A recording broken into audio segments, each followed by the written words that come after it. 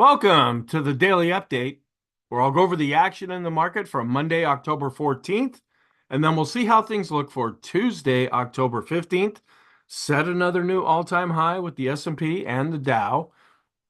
I can't show the NASDAQ charts because there was some erroneous data. It had a intraday low of 0, so obviously there's some problems there. But we're seeing growth doing okay against value. It started off really well and then kind of pulled back, so that helps the market. But we're starting to look extreme as far as sentiment.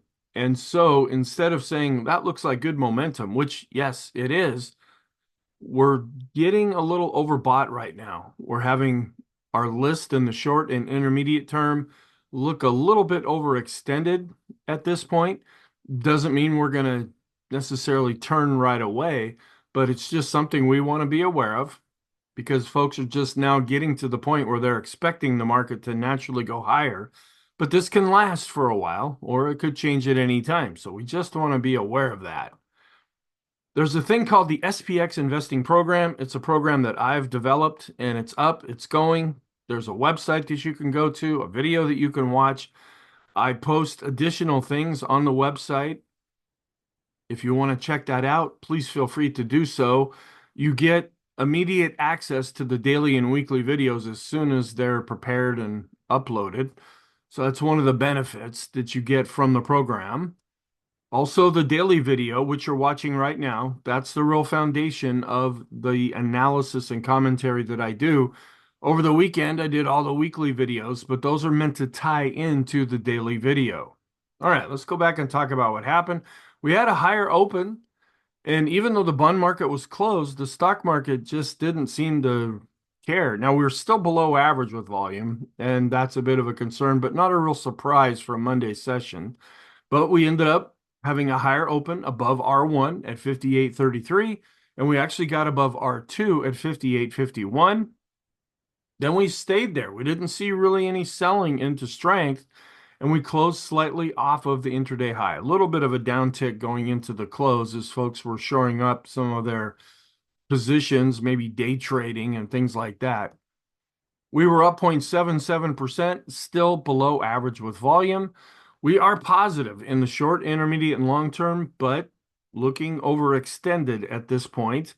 And there was no change with inflation or interest rates in Monday's session. There were no economic reports, and the bond market was closed.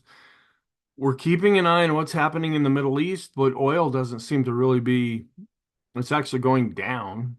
So it's not really impacted by that. So, what are some comments that we can make? The Dow and the S&P again set all-time highs. They set them on Friday. They also set new all-time highs after Monday.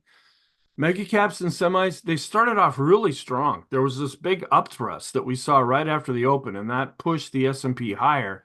But then there was some backing off of some of the high-tech areas, but the index was still able to hold on to its gains. And the VIX is now, excuse me, back under 20. It's very strange that we set an all-time high on Friday with a VIX over 20, because usually that's when we see negative annualized returns for the S&P. It's still quite high, but at least it came down enough to drop under 20 on Monday. And we're watching any kind of continued escalation in the Middle East. And oil, where it had been at around 75, now it's dropping down to a little bit under 74. And we have kind of a long list here in the short term. Now, some of these have been on the list for a while that could suggest good momentum. And we can still look at it that way. But especially when we get to the intermediate term, we're seeing some extreme readings that we don't see all that often. But in the short term, we have the Stochh RSI, the Williams percent R, CCI 14 and 20, stochastics. Those are the usual ones that we see. The boom indicator, this was on there after Friday, and it's also there now because we're getting kind of far away from the 20-period moving average, and then the RSI based on 9 periods. That's a short term. In the intermediate term, the CMB composite, that hasn't been on the list for a while now. It's a new addition. And the 50-period exponential moving average, so we're seeing more intermediate term extreme readings there. The standard deviations chart, we're up into that +3 channel. The Arun indicator, which has been on the list for a few days. PMO studies also has been on the list for a while. The Sean trend meter is extreme. Bullish percent index, which has been on here for a bit. Another one is the percent B. We closed outside of the upper Bollinger Band, and I'll show you that chart. And then the boom indicator based on 50. So we have the boom based on 20 short term, the boom based on 50, which is intermediate term. We're getting kind of far away from those moving averages. The 100 period moving average study, which was on there after Friday, it's still there. And then the 10 period new highs, new lows for the S&P, which, yeah, that's extreme, but at the same time also shows a good solid market. Long term, we have the 150 and 200. This has been on the list for quite a while. We also have the 200 period exponential moving average of the S&P, and then the stocks above their 200-day moving averages is starting to look extreme. And there's been no change to the scenario. It looks like if you watched any of the weekend videos, the Fed is looking to cut another 25 basis points at their next meeting and probably the meeting after that, because this whole idea of a soft landing, meaning that we're not going to go into a recession, still seems quite possible. The dollar was up and interest rates were closed because they were closed for the Columbus Day pseudo holiday there. So we closed at 4.07% on Friday, where we actually ticked down from 4.1%. And we're still inverted with the 10 to the 3 month. The 10 to the 2 is still uninverted, even though the bond market was closed. So there was no change there. This is where we're starting to see a little extreme reading as far as sentiment. We haven't seen this high of a reading, and I'll show you the historical chart of this. We're coming in above that 75 level at 76, where we had been at 74. Our trend is looking better and more solid now. It's positive with the green line on top. We're above the moving average and we're above 20. Because of the update, the bias is positive in the last 2, 3, 4, 5 days taken together. The momentum is also positive. We didn't have any economic reports, so there's no charts to show you. I showed this about a week or so ago, but this is put out by Carson from Isabel Net blog charts. And it just says this bull market might be two, because it was October 2022 when we really bottomed. And then we've been coming up since that time. But when you look at it on a historical basis, the average is 5.5, with the median being 5. So we're not even halfway into this if we base things around what historically has happened. Buybacks are still looking really solid. This tends to be positive for stocks, which ultimately is positive for the indexes. They're doing a lot of buyback authorization announcements, and it's coming in. Stocks want to buy back their own stock. That makes the shares more precious because there's fewer shares out there. And the idea that a company is willing to take its own money and buy its stock is seen as positive as well. Yeah, it kind of cooks their books a little bit and makes their earnings look a little bit better because their stock is doing well. So there's some interest in that for them to have their stock actually go up. So they want to do this in a more positive environment. And then equity positioning. Here we're seeing consolidated equity positioning here in blue, where it's going back up. And then we're seeing that in relation to the S&P 500, where they have a real tendency to move in the same direction. If we're going up, they buy. If they're going down, we sell. And then U.S. money market fund assets, this is at 6.5 trillion now as of October 2024. So this month right here.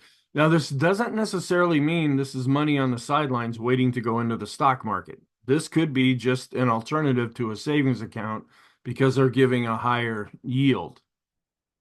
And then this chart says that households directly own 38% of equities, and there's a further breakdown with all the other folks that own stocks here. All right, I did find something interesting from Bar Chart. Now, this is not put out by Bar Chart. It's actually put out by Goldman Sachs, but you have a thing called CTAs, Commodity Trading Advisors. These are folks that trade on the behalf of others, and they're supposed to really be in the know and really be smart as to what they're doing. Well, it doesn't always work out that way, but that's at least the idea behind it. And the takeaway from this is that they're projected to sell stocks in every single scenario, whether we go up, down, or sideways, over the next week, as much as 32 billion over the next month. So we're just seeing this coming in. I don't know how they calculate this. They've got some proprietary method for doing this, but these folks, according to what Goldman Sachs has found, is that they plan on coming in and doing some selling. Now, we've seen a chart like this before, and it really didn't seem to matter all that much. There's other times I've looked at this kind of a chart, and it has mattered. So we just want to be aware of that. And then this is kind of interesting. If you've ever read the book Black Swan, and every once in a while I'll refer to that. It's like the economy's looking good. It looks like we're not going to go into a recession unless some kind of black swan event happens. And that's just some unexpected event that flies in out of left field. Well, Nassim Taleb there, I read the book. It's been a few years now. Wrote a book called Black Swan, and it became pretty popular. So now people want to hear what the author has to say here. And he just says, I think it's a he. I'm actually not quite sure. My focus would be on being hedged against eventual market collapse. We're more fragile than we were probably when we're at probably at any point in the last 20 years, if not 30 years. Okay, you can come out and make a blanket statement like that, and people take it and it's a quote, and they one of the things that I really stress in the program that I teach is hedging. There is no reason why people should lose money in the market. If you do things right, it bites a little bit into your overall returns, but the peace of mind is you can't put a price tag on that. It, because when you buy either a stock or an index, there's three things that can happen. It can go up, it can go down, or it can go sideways. That means that 66% of what could happen after you get into something is losing, meaning that you might break even, okay, but it means you're not making money at that point. And so what I really stress is getting into your positions, whether they're indexes like the SPY or the QQQs or even mutual funds, you can do this. Hedge these things. And if you want to learn more about that, please join the program. I'll be teaching a lot of things about that, and I go through it every day in different videos that I put on the website. Okay, let's look at the intraday chart here. We had a positive open personally, and then I learned a long time ago not even to go off my own hunches because I look at just the charts. I thought it was going to be a quiet day because the bond market was closed. Now, it was a quiet day in a volume perspective, but to see a real solid up move like we did, yeah, that was a little bit surprising. We opened up above R1, got up to R2, and then instead of seeing a lot of selling in here, we just kind of trailed sideways and actually were able to break a little bit higher. We were well below R3, so I don't have it on the chart here. And we saw a little bit of selling going into the close, so it ended up being quite positive. Here's the intraday chart, and we're pretty much flat to slightly positive as I recorded this. I checked the futures right beforehand. And we're seeing more of a match right now intraday here when we see the blue line and the red line more even with each other. And they're both going up, and that's positive. And we'd like to see this doing better than it is, but it's still hanging in there okay. If you go back to October 1st, this is when we started to go up with the market. And you see how growth is outperforming value on an intraday basis. And then we kind of fell back a little bit here, at least in Friday's session, where value had a really strong day. We opened up really solid, but then pulled back as the day went on. But if you take all of this context together, it's still looking rather positive. And we look at this on an end of day basis where growth was up more than value.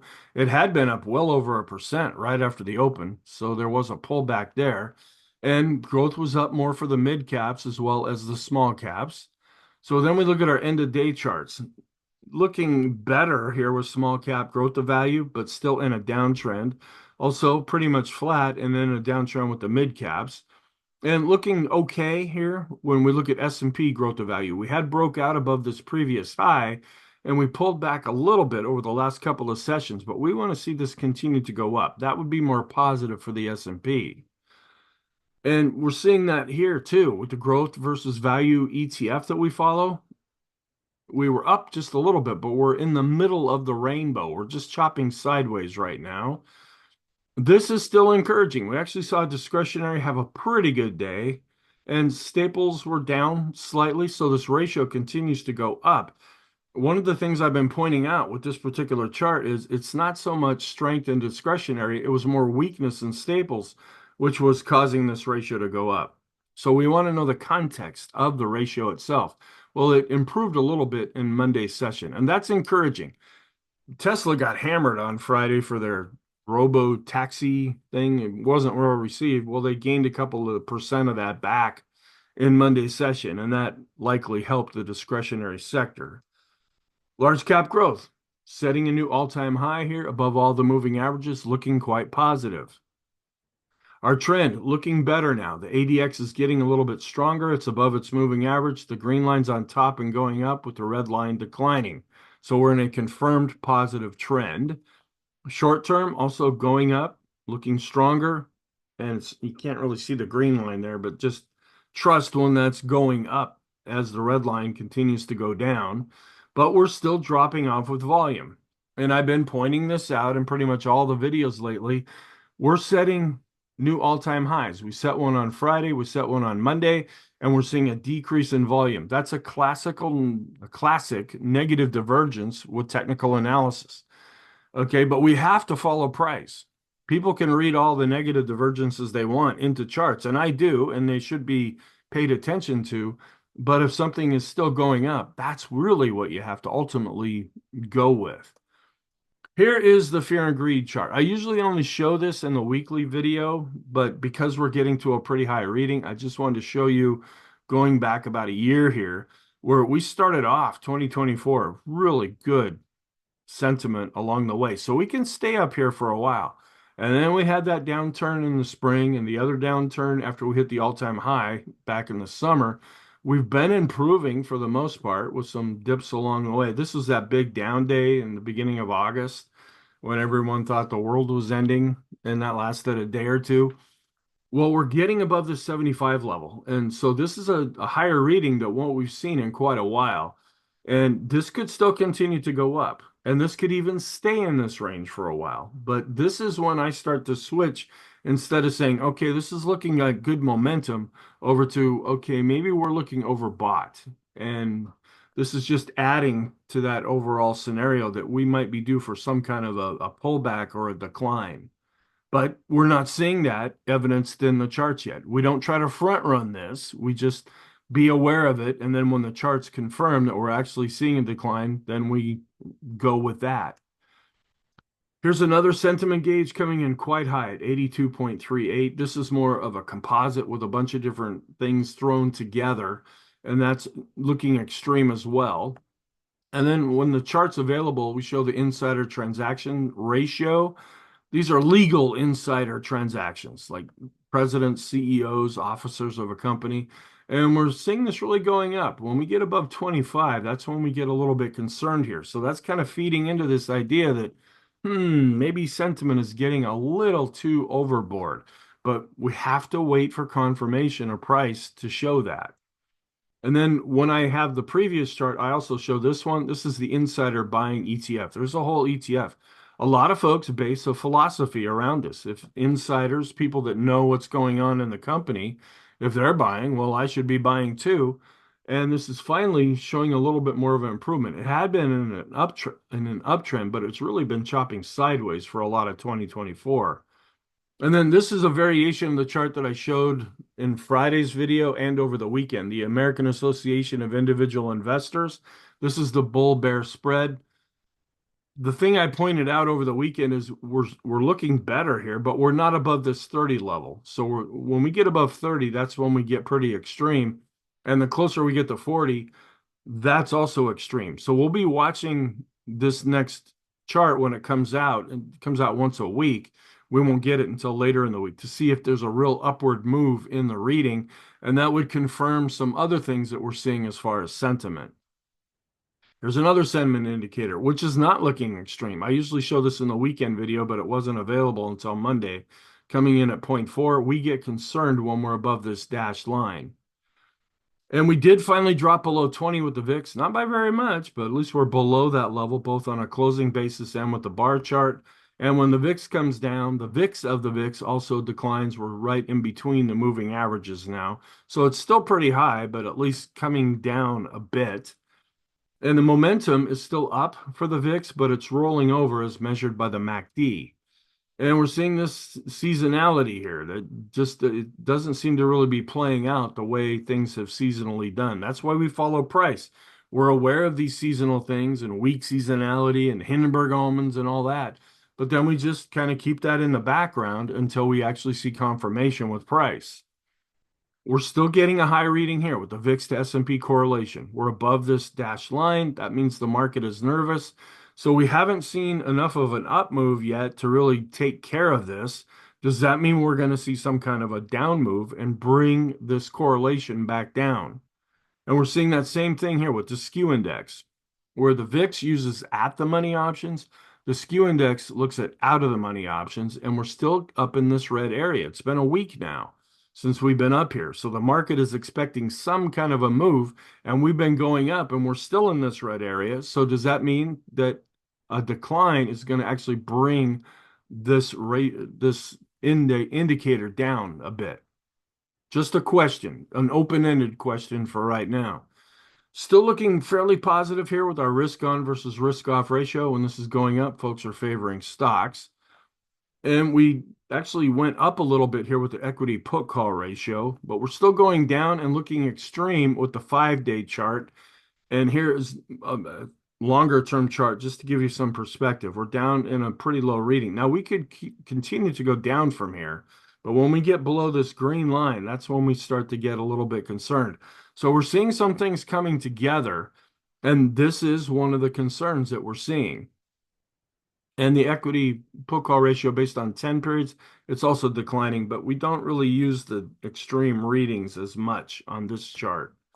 And we're coming down, but still getting a very high reading with the volatility risk premium. So the things that we were worried about are showing some improvement, but they're still there.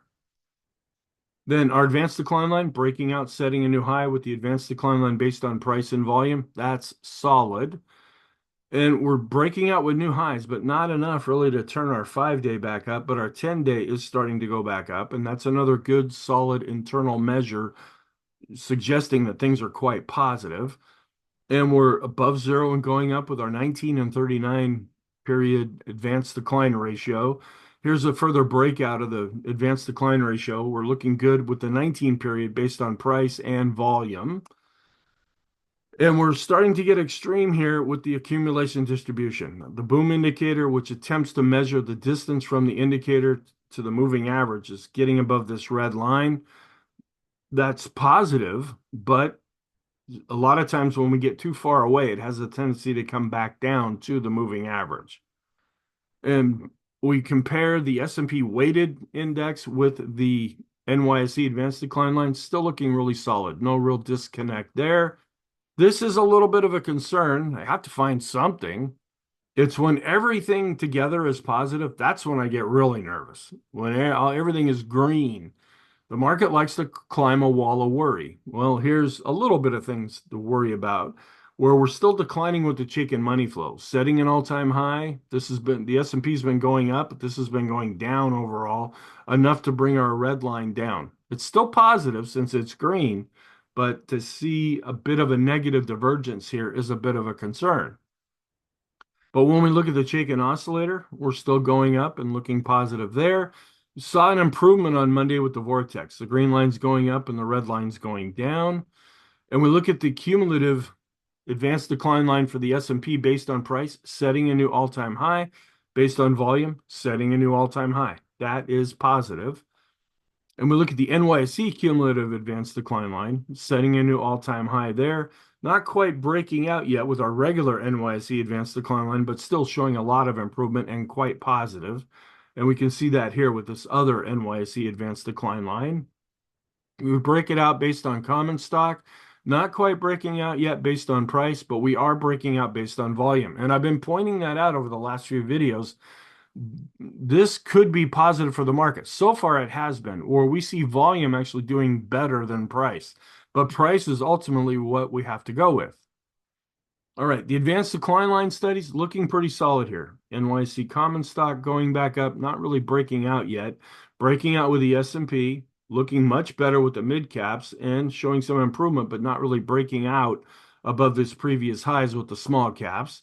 And we look at the ratio between large caps and small caps, not much of a change right here, as small caps have been doing well over the last few sessions. And then the stocks above their 20-period moving averages were above 50 and going up. That's positive. And then here's the study, because we got above 70 now. This is showing good upward momentum. Can this continue? And stocks above the 50-day, their 50-day moving average is also looking positive. We're getting even a little bit more extreme. This means that 83.4%, I don't know how you get 4.4% of a stock, but of a company anyway, but it means that they're above their 100-day moving average. And you can see this can stay this way for a while. But at other times, this suggests that we're getting a little overextended to the upside as well. And we're starting to get extreme with those stocks above their 200-day moving average. Again, this is positive in that it's going up, but we want to just be aware of this. But it can stay up here for a period of time.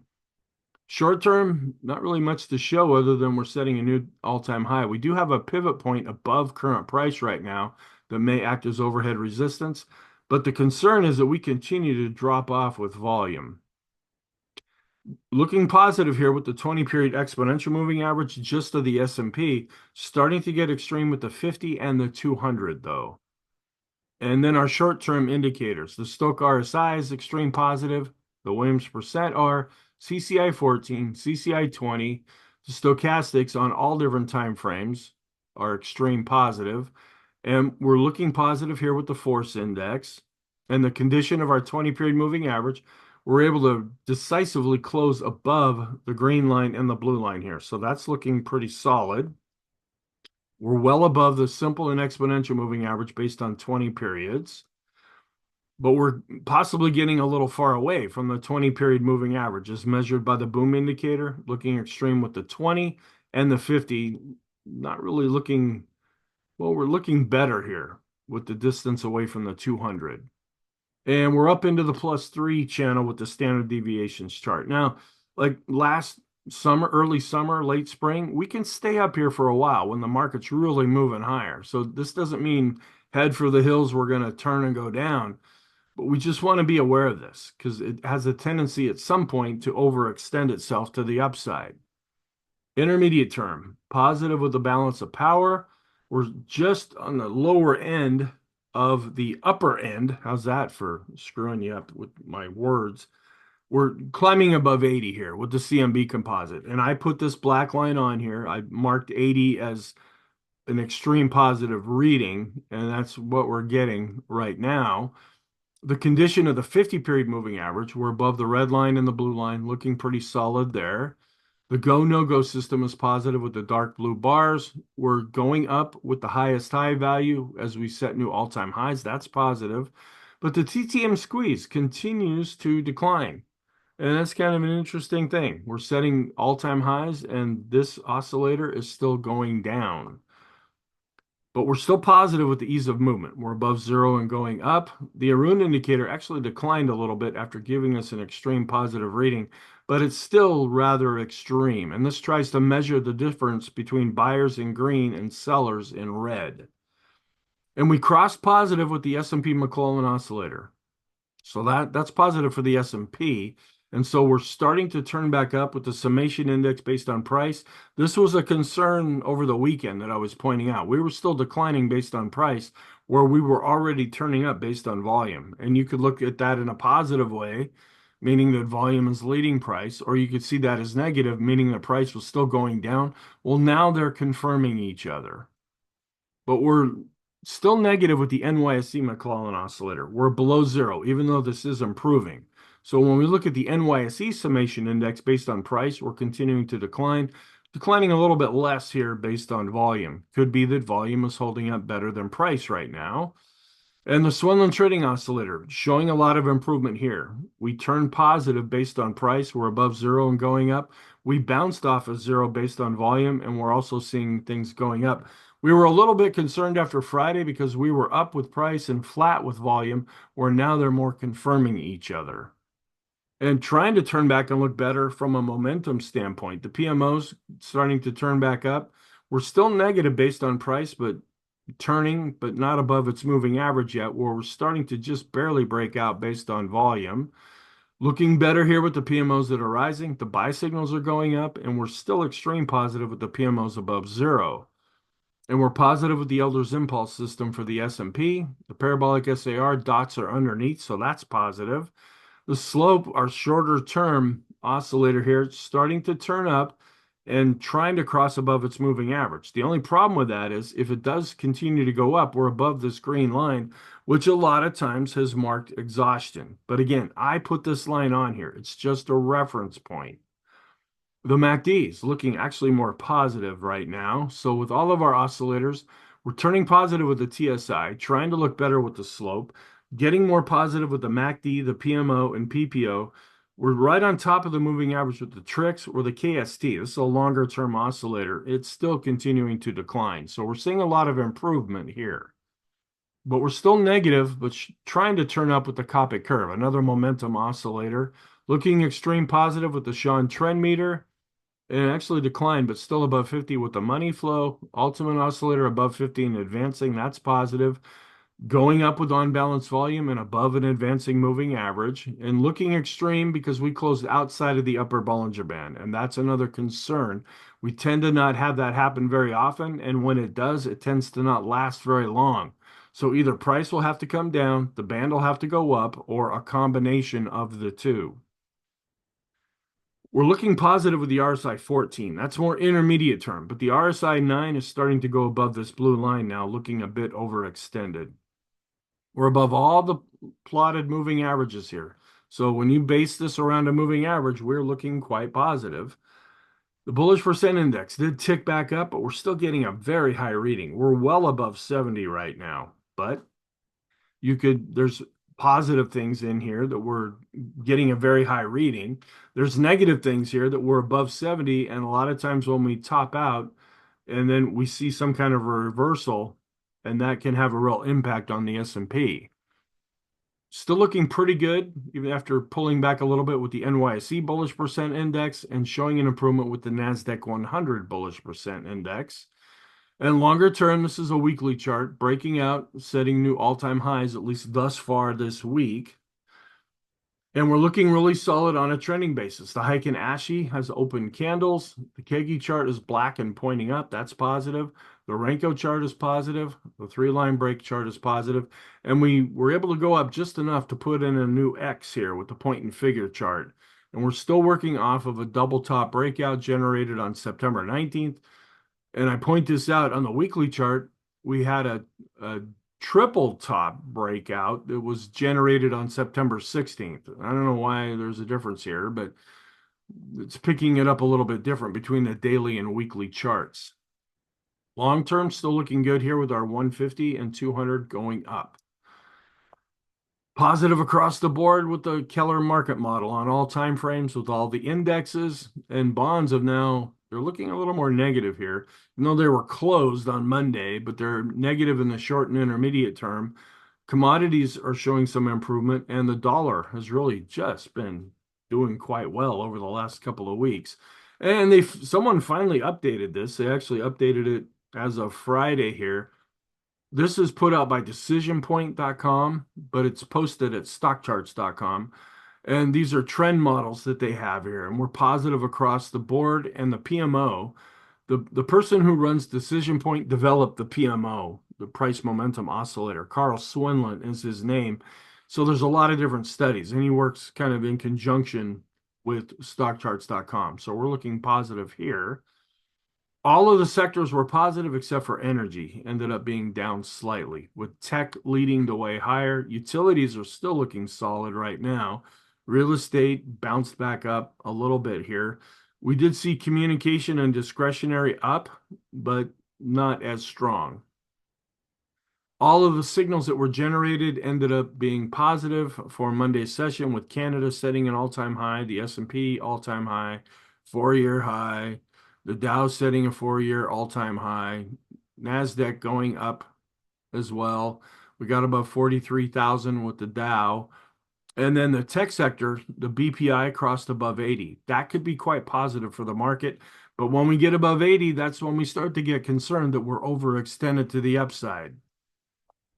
Still looking pretty solid here when we compare the weighted version with the equal weight version of the S&P 500. Not really seeing much of a change here. We've been chopping around, which just means that it's not only the mega caps. They've been lagging since they hit their high back in July. They're doing well, but they're not really leading things higher the way they were before. Where we're seeing this from is from the rest of the S&P, and that's more positive for the market overall. And I usually only show this in the weekend videos, but we set an all-time high with the S&P equal weight. We were concerned because we were not setting an all-time high with the QQQ equal weight. Well, we did in Monday's session. So now this is a confirmation here based on another way of modifying Dow theory. And the Dow, again, is up, setting a new all-time high, looking positive with the diamonds, with the Elder's Impulse system. I couldn't show the NASDAQ chart. Yeah, an intraday low of 0. Yeah. Okay, but we were up 0.82%, but still have a ways to go to get back to the all-time high. Positive with the QQQs with the Elder's Impulse system. Momentum for the NASDAQ 100 is positive. Small caps had a good day, up 0.63%, but they've not broken out above these previous levels, at least yet. Looking better here with the Russell 2000 small caps, climbing above 50 with the RSI, well above the 50-day moving average, and the momentum is starting to turn positive. And positive with the Elder's Impulse system for the small caps. Mid caps finally breaking out a little bit here, showing some real improvement right now. And positive with the Elder's Impulse system for the mid caps. The Wilshire, a broad market measure, setting a new all-time high. And the total U.S. stock ETF, setting a new all-time high here. The staples to tech ratio continues to go down, which is positive, meaning that tech is outperforming staples. The concern that we have is the recent golden cross here showing how staples have been starting an uptrend compared to tech. And that's still an uptrend. But if this continues to fall, eventually we would see this trending actually turn to a death cross. Financial sector looking really good, setting an all-time high. The FANG index actually closed well off of its high and still has the ways to go to get back to its all-time high, but it really wasn't changed all that much by the time we closed. So we're still below this shorter-term trend line, but above this longer-term trend line with the FANG index. Apple was up 1.65% above its 50-day moving average. Amazon was down 0.68%, but still looking pretty good. Microsoft, we've been watching to see, are we going to get a death cross here? We're close, but not quite there yet, but it was up 0.68% on Monday. Meta, probably, as I say every time I see this chart, probably about the best looking chart that we have here of the mega caps. Google also coming down to its 200-day moving average, bounced back up over 1%. NVIDIA looking really solid now, up 2.43%. And Tesla, which just got hammered, knocked down below its 50-day moving average on Friday. It gained back, I thought it was up 2%, but it was up 0.62% here. Very interesting there. And Netflix was down 1.35%, but still looking pretty solid. And we do a ratio or correlation between US stocks and world stocks, where US stocks are really starting to outperform. You can see the red line, that's the S&P going up, where the world stocks are really lagging behind. That's causing this 10-period correlation to go down, but the 50-period correlation dropping a little bit, but still looking pretty solid there. Oil is now dropped down below 74. We're at 73.83. And the dollar just really doing well, even though it's still in a downtrend as measured by the moving averages. Bonds were closed, so nothing to show you there. Growth to value ratios, not really seeing the Qs outperforming the S&P right now, but it's just about on its moving average. And this is what I wanted to talk about with the discretionary. When we look at discretionary to staples, yeah, it's doing well. But when we compare discretionary to the S&P, it's falling down, and now its moving average is starting to roll over. That's a bit of a concern here. And we came down, but we're still above the moving average when we look at large cap growth versus large cap value. So the large caps on the moving average, rolling over a bit, but still above the moving average with the mid caps, and the small caps are showing some improvement here. The S&P to utilities ratio did go back up, but overall we have been declining. We want to see this continue to go up if we're more positive on the S&P. And this is positive. The Staples to S&P ratio is continuing to decline, and that's positive for the S&P as well. And then here, if you don't know anything about the Hindenburg-Ullman, this is a definition of it right here. No updates with the chart, but we still have a confirmed signal. It was first generated on September 5th. Then we got another signal on September 12th. And so that just kind of sits in the background for right now, but it can take some time for this to work out. The reason we pay attention to this was right before the whole COVID crash. We saw a whole bunch of signals generated, and this was right at the end of 2021 before we went into the difficult year of 2022. So it may not play out like this. We have a lot of NASDAQ Hindenburg-Ullman signals that were erroneous. They never really led to anything. So we don't want to base everything around this, but we don't want to totally throw this chart out the window either. So what's our outlook for Tuesday? We're still positive. We have that confirmed Hindenburg-Ullman, and we're possibly coming into actually some positive seasonality right now. It depends on which chart you look at, but we never really went through that weak seasonality that we should have seen in September. It just didn't happen. We're still getting a lot of VIX signals that are flashing to us. Now, even though the VIX has dropped below 20, we're still seeing some of those other charts that are giving us warning signs. But to this point, it just has not mattered. We're going to get the New York Fed Empire State Manufacturing. That's the only report coming out on Tuesday, keeping an eye on all the different geopolitical things, specifically more of the escalation of what's happening in the Middle East and as it may apply to the markets. So then on Wednesday, just going to get our weekly mortgage applications, import exports. The big day is going to be Thursday. We get jobless claims, retail sales, industrial production, and capacity utilization. And then Friday, this is helpful because these are forward-looking type indicators, housing starts and building permits. And this is mainly according to this other calendar. Thursday will be the big day for economic data. Seasonally, we're neutral to positive across the board for October 15th. We are coming up now. We're in the second day of options expiration week, and we're up 55% of the time, down 45% of the time. So there's a little bit of a positive edge there. And we, just to get a little bit ahead here, the week after options expiration, we're up a little bit less than we're down. We're up 46.5, down 53.5. And this is what I'm talking about, where we could be seeing some positive seasonality, but not necessarily for the 15th here. We do see a little bit of a dip. It gets kind of choppy right here when we look at the S&P during an election year. And then Tuesday is kind of a flip of the coin. Sometimes it's up, sometimes it's down. And then this has been updated over the weekend. This goes back to last Friday, where Tuesday's up based so far in 2024. 4.7% when you annualize the returns. The most positive day remains Thursday, and Friday looks pretty good too. And this is part of the weak seasonality that just hasn't played out this way, at least yet. We're kind of somewhere in here, but we're just not matching up very much with what historically has happened. And that's okay. We just want to be aware of this, but we ultimately go with what the price charts are telling us. So what are the warning signs? We do have the Hindenburg-Ullman, and I put a question mark down next to weak seasonality because it just doesn't seem to be playing out that way. At least that could change, though. We're watching Staples utilities, which are just really moving right now. And we're keeping an eye on energy, mainly for geopolitical reasons, and then healthcare is more of a defensive area as well. The growth to value, we're watching the discretionary to staples. We like the ratio, but we want to see discretionary doing better than it has been. Growth for the S&P, yeah, it's holding up, but we want to see more follow through with that. And we're getting multiple VIX signals. The NYSE McClellan oscillator and summation index, they're negative, but they are improving.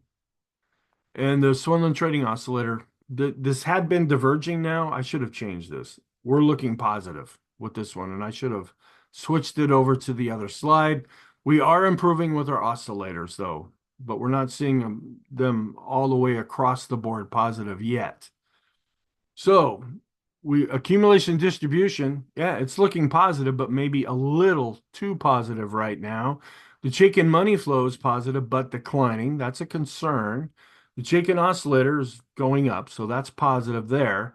And we're looking at the 5-period equity put call ratio. It's extreme. It's getting that really low reading right now, but the 10-day is also going down, and that is more positive typically for stocks. The S&P, McClellan oscillator, and summation index, it has turned positive. It would be a nice confirmation if the NYSE would also turn positive as well. Advanced decline line still looking good there. We're extreme positive with the bullish percent index for the S&P, but that's still positive in and of itself. And we're looking positive with the NASDAQ 100 and NYSE bullish percent indexes. The parabolic SAR is positive. The vortex, money flow, ease of movement, and the ultimate oscillator. Those are secondary, the ones that are white here. They're secondary indicators that I look at. And the momentum for the NASDAQ 100 is also positive, as well as the financial sector. So what's our conclusion? We're positive. We do have this confirmed Hindenburg Goldman. We don't want to forget about that, but we don't want to be afraid of it either, because this could take some time to actually play out. The same thing with weak seasonality, and we're still seeing those VIX signals, but we're setting all-time highs here and things are looking good. In the short term, we are becoming more overbought right now. Our list is getting longer, and things that we don't see on there as often are coming on the list now. Intermediate term, also becoming more overbought. Some things that aren't there all that often are on the list, and we are still positive in the long term. Thank you. I hope you found this helpful. I really hope you have a great day, and I will talk to you in the next video.